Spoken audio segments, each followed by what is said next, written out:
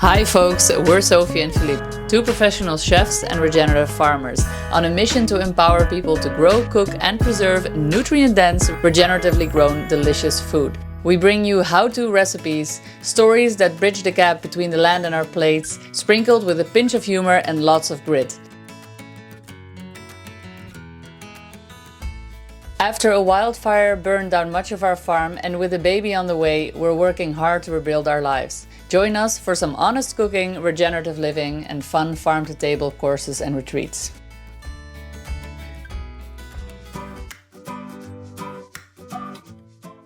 Welcome to my passenger seat. In today's car talks of the farming chefs, I'm going to be taking you to the supermarket because we're making a video today that maybe is long overdue.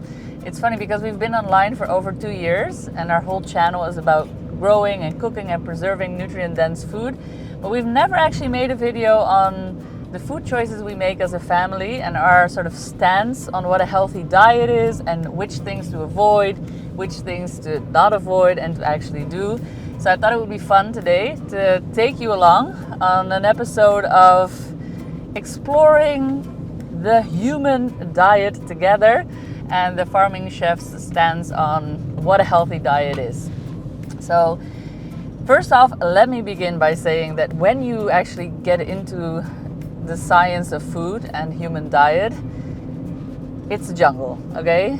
It's a maze, it's a place where you can get lost, and you can probably find evidence for most of the claims out there that, you know, certain things are healthier than others, and all these stances are scientifically proven, and that is because studying the human diet is extremely hard. You can imagine the complexity because there are so many things involved. There's your lifestyle, there's what you're eating, there's your family history, there's your genetic setup, and then there's of course pollutants in your environment that come into play. So really pinpointing down what exactly has effect on you and your human health is in essence just a very hard task to complete or to deal with. And one of the types of studies, which is a double randomized controlled trials, they are very hard to establish or to conduct. There are multiple reasons for that. One of them being that it's hard to follow people along for long periods of time and have a clear view of what their intake is. So most of these studies are actually self-reported studies, meaning that people get told to abide by a certain diet and then do that on their own time and report back to the scientists. Now, we all know that humans are notorious liars. No. We all know that we all have trouble keeping to any kind of diet. I think most people, when you even say the word diet, they think of regimes that are hard to keep. And so if you're self-reporting on what you ate, chances are that you're maybe not being 100% truthful, first of all. Secondly, you're also quite forgetful as a human. So if you need to report what you ate in the last 3 days, chances that you're going to forget things that you actually ate are also quite big. And so yeah, a lot of these studies aren't actually as black and white as we would like them to be. And of course you can imagine the financial strain it would put on any institution to conduct a 20-year study where you're having thousands of people eating the exact prescribed diet, providing that food. Having people locked away for 20 years might be problematic. So therefore, a lot of the findings are contradictory, and that makes it even harder for us. But still, we have to make up our minds because everybody needs to eat. Everybody needs to eat. Most people eat 3 times a day. So there's choices to be made. And yeah, I'm going to talk to you today about our choices in the supermarket. So let's get in there and let me show you what we definitely don't eat and what we do eat.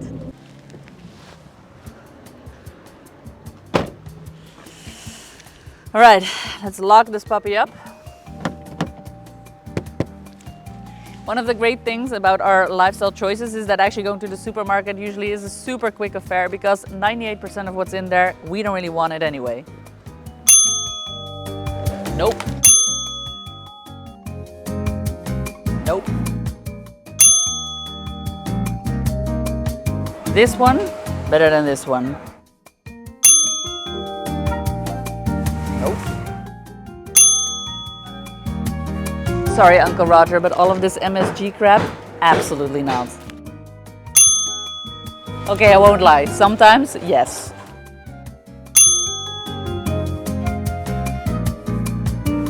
might as well be drinking motor oil. Don't do it. Supposedly healthy because it's fruit, right? But actually super high in sugars. Goes without saying, but especially the diet ones. This actually contains rapeseed oil, which if it wasn't industrially refined would be toxic to us.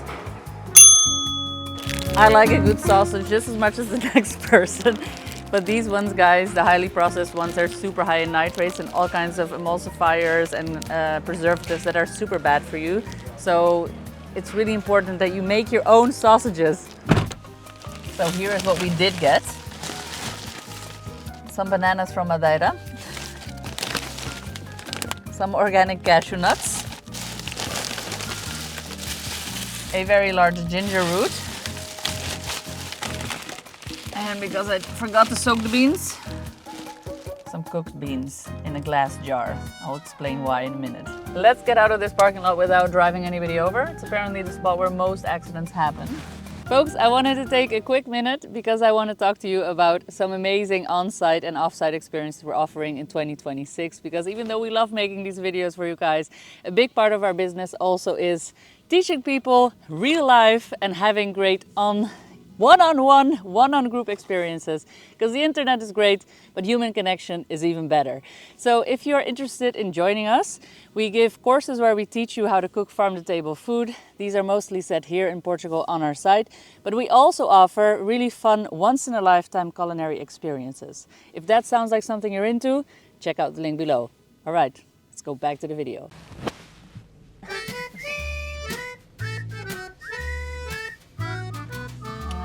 All right, so let me just first talk a little bit about our grocery habits in general. We of course have our own farm, so that means we have loads of our own vegetables and eggs and meat. So in terms of those three things, mostly before fire, we were almost 100% self-reliant. So we didn't buy much of any of those things outside. But that doesn't, of course, cover it all because we don't have our own dairy cow, and I drink a lot of dairy actually. Now, the first thing that we put a lot of value into, or at least that we find very important, is the absence of pesticides and herbicides and any kinds of toxins in our food. So wherever we can make the choice to buy organic, we do. The second thing that we say an absolute no-no to, or at least really try to avoid in our diets, are the refined seed oils. Now, refined seed oils are, I was making the joke, the same as motor oil, which obviously isn't true. Don't drink any motor oil.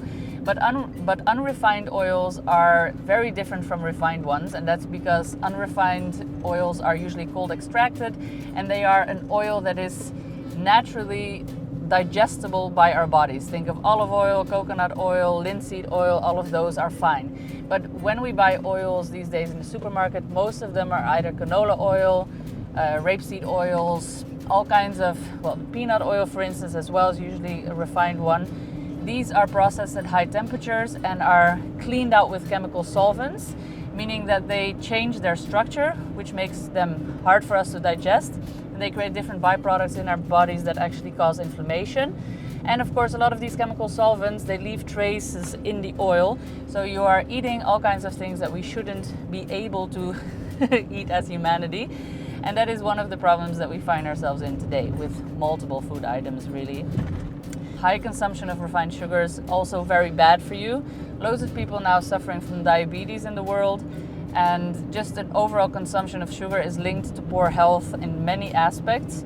So that is something we try to avoid. Does that mean we don't eat any sugar?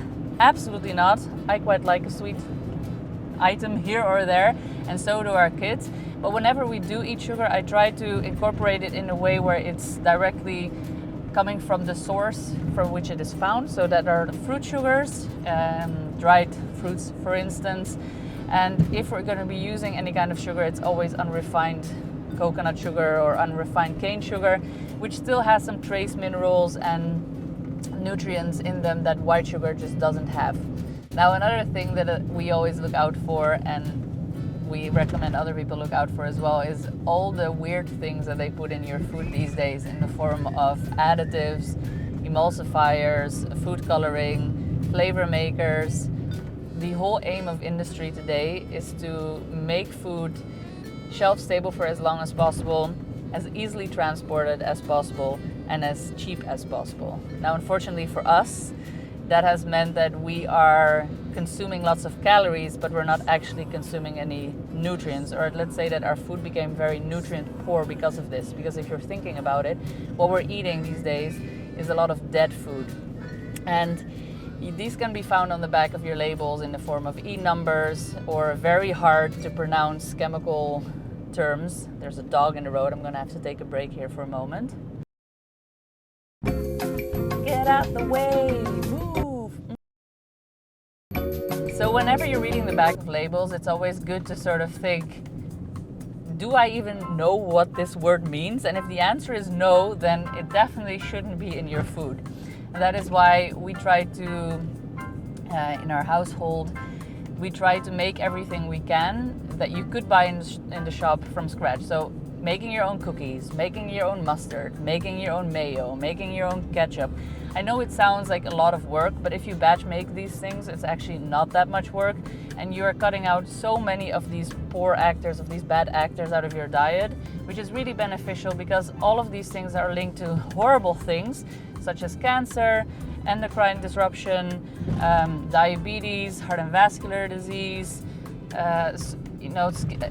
skin diseases, autoimmune disorders. So there are just a lot of very detrimental health effects linked to many of these things. And I'm actually going to leave a link below to some studies, like multiple links, to these researches that have been done on the links between these additives and all of these illnesses, because they're really quite concerning and people should know about them. You're probably wondering, but Sophie, you just told me at the beginning of this video that all the science is unreliable. So why are you then talking about scientific studies that you're going to show me that prove certain things? And that's a very fair question. And my answer to that is the following. I think that if you want to make a decision on how to make choices in your life in general, it's always good to